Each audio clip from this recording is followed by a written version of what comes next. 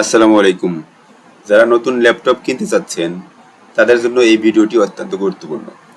একটি ল্যাপটপ কেনার আগে আপনাকে কি কি দেখতে হয়, ল্যাপটপের পারফরমেন্সটা কেমন, এই ভিডিওতে আমরা সে পার্ট বাই পার্ট সেটা দেখাবো। তো ল্যাপটপ টেস্ট করার ক্ষেত্রে সাধারণত কয়েকটা জিনিস দেখা ইম্পর্টেন্ট। তার ভিতরে একটা হচ্ছে সিপিইউ অর্থাৎ প্রসেসর, আর তারপর হচ্ছে র্যাম, এরপরে খুব ইম্পর্টেন্ট একটা পার্ট হচ্ছে এসএসডি হেলথ, আপনার হার্ড ডিস্কের হেলথটা ঠিক আছে কিনা। তারপর হচ্ছে ব্যাটারি হেলথ, ব্যাটারি হেলথ ঠিক না থাকলে চার্জের সমস্যা হবে, ব্যাটারি হেলথটা খুবই ইম্পর্টেন্ট। এবং ফাইনালি হচ্ছে ডিসপ্লে টেস্ট।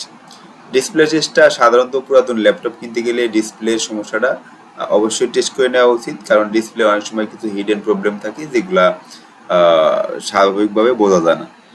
তো চলুন আমরা প্র্যাকটিক্যালি টেস্টগুলো করি। তো প্রথমে আমরা দেখব ল্যাপটপের সিপিইউ কেমন আছে। তো এর জন্য আমরা টাস্ক বারের উপরে রাইট ক্লিক করব। রাইট ক্লিক করার পরে টাস্ক ম্যানেজার এখানে ক্লিক করব। টাস্ক ম্যানেজার ক্লিক করার পরে এখানে নর্মালি প্রসেস এবং সেকেন্ড অপশন হচ্ছে পারফরমেন্স। তো আমরা পারফরমেন্সে ক্লিক করব। পারফরমেন্সে ক্লিক করার পরে আমরা এখানে উপরের সব প্রথম অপশনটা আছে সিপিইউ, এবং আমি দেখতে পাচ্ছি যে এখানে সিপিইউ কত পার্সেন্ট লোড হচ্ছে, এটা কিন্তু অটোমেটিকলি চলে আসছে। এবং সিপিইউ জেনারেশন, কত কোর, কত গিগাহার্টজ সব কিছু কিন্তু এখানে আছে। এবং খুব ইম্পর্টেন্ট একটা পার্ট হচ্ছে এখানে কোর, সিপিইউ কোর, অর্থাৎ সিপিইউ কোর এটা আসলে কত কোরের সিপিইউ, এবং লজিক্যাল প্রসেসর কত, এবং এল ক্যাশ অর্থাৎ এই যে L3 ক্যাশ যেটা 24 MB, এটা খুব একটা ইম্পর্টেন্ট পার্ট। তো নর্মালি মিডিয়াম ক্লাস ল্যাপটপগুলোতে কোর সাধারণত 4 কোর 8 প্রসেসর এটা থাকে। তো আমার এটা একটু পারফরমেন্স হাই পারফরমেন্স ল্যাপটপ, যার জন্য কিন্তু এটা 8 কোর প্রসেসর আছে। তো সেকেন্ড অপশনটা হচ্ছে মেমোরি, এই যে মেমোরি র্যাম। তো র্যাম আমার এই ল্যাপটপে 32 GB ইনস্টল করা আছে। ইভেন এই র্যামের স্পিড হচ্ছে 3200 বাস, 3200 মেগাবিট বা 3200 বাস বলে। ইভেন এখানে আমার এখানে দেখেন কমিটেড 16.4 ইভেন ইনটু 33 GB।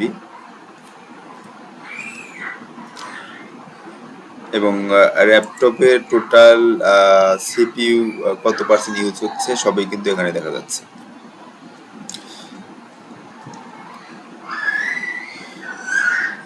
তো থার্ড অপশন হচ্ছে ডিস্ক। আমরা এখানে ডিস্ক দেখতে পাচ্ছি আমার এই পিসিতে কত জিবি ডিস্ক ইনস্টল করা আছে।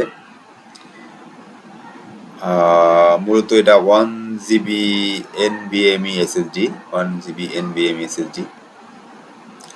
তো আমরা এখন এই ডিস্কের পারফরমেন্স কেমন আছে সেটা টেস্ট করব। তো পারফরমেন্স টেস্ট করার জন্য আমাকে কিছু টুলস ইউজ করতে হবে।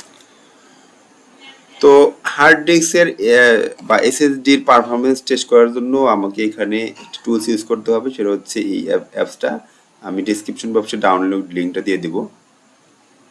তো এটাকে ডবল ক্লিক করে ইনস্টল করে নিতে হবে।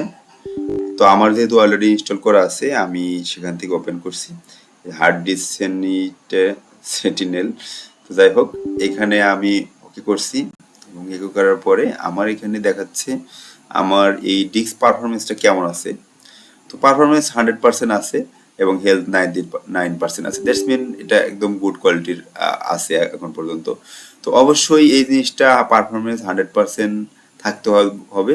যদি পারফরমেন্স ডাউন হয় তাহলে কিন্তু আপনার ল্যাপটপ কখনোই ভালো পারফরমেন্স দেবে না, অর্থাৎ কোনো অ্যাপস ইনস্টল করতে গিয়ে স্লো কাজ করবে বা ল্যাপটপ ওপেন হইতে সময় নেবে, এরকম সমস্যা কিন্তু হবে। তো এই হার্ড ডিস্কের বা এসএসডির পারফরমেন্সটা কিন্তু খুবই গুরুত্বপূর্ণ।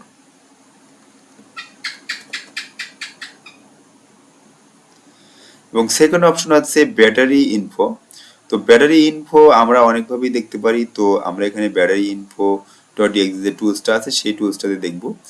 তো এটা ক্লিক করার সাথে সাথেই আমার ব্যাটারি এখানে ডিজাইনেড ব্যাটারি হেলথ, এই যে ব্যাটারি হেলথ আছে আমার এই ল্যাপটপের ব্যাটারি হেলথ আছে 63%। অবশ্যই এটা 80% প্লাস থাকতে হবে, 80% নিচে থাকলে অবশ্যই ধরে নিতে হবে যে এই ব্যাটারিটা খুব দ্রুত চেঞ্জ করা লাগতে পারে, কারণ ব্যাটারি হেলথ 80% এর নিচে আসছে মানে এই ব্যাটারি কন্ডিশন ভালো নেই।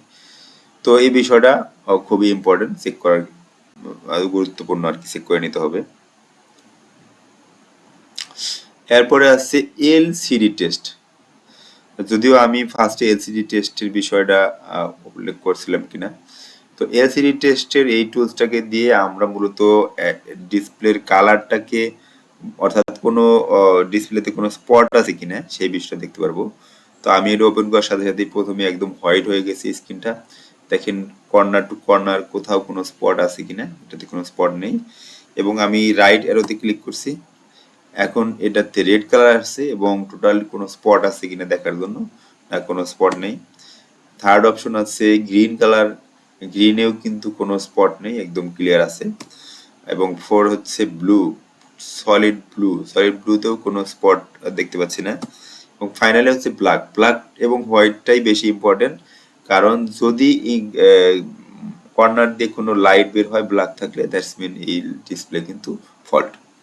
তো আমরা এই টেস্টগুলো অবশ্যই করে নেব।